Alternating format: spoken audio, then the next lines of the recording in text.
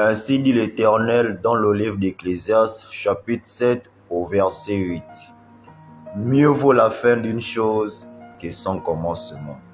Bien-aimés jeunes frères, jeunes sœurs, aujourd'hui nous sommes déjà au mois de décembre, plus particulièrement la fin de l'année 2025. Et donc si tu es encore vivant, en bonne santé, en bonne mine et couvert de l'amour, de la joie, de la paix du Seigneur Jésus-Christ, rendant simplement gloire à Dieu. Car, quand j'aime toujours le dire, en ce moment, d'autres sont dans des hôpitaux, allongés sur des lits gravement malades ou même à la maison. D'autres, en ce moment, ne l'ont pas vu venir en cette année, mais malheureusement, ils se retrouvent en prison par des hauts et des bas.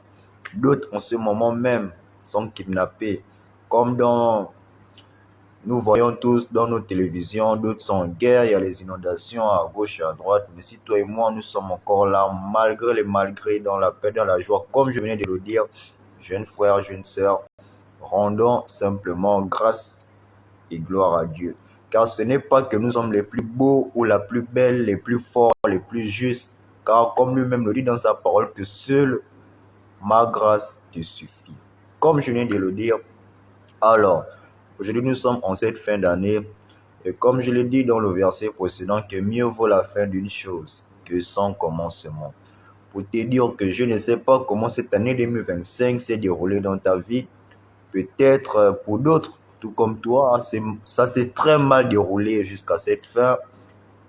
C'est ce que les résultats que tu avais prévus depuis décembre 2024 pour 2025, si elles ne se sont pas passé comme convenu, c'est moi pour te dire que mieux vaut la fin d'une chose que son commencement. Pour te dire que tout est encore possible, tout peut encore changer, tout peut encore être transformé, renouvelé. Il suffit simplement que tu te lèves, que tu changes certaines attitudes, habitudes, méthodes, façon de faire, de parler et d'agir, afin que l'année 2026, si prête à Dieu, soit désormais agréable et soit une année parfaite et remplie de changements. Mais pour cela, il faut d'abord que tu te relèves si tu es tombé et croire que oui, les choses iront pour le mieux. Car moi, mon désir, c'est que premièrement, tu puisses démarrer cette année 2026 en mettant Dieu devant, Dieu en premier, afin que tu puisses recevoir le double. Parce que peut-être cette année, tu as mis Dieu derrière. Et c'est ce qui a fait que tu es toujours en retard. Car le secret pour avancer dans la vie, c'est de mettre Dieu devant.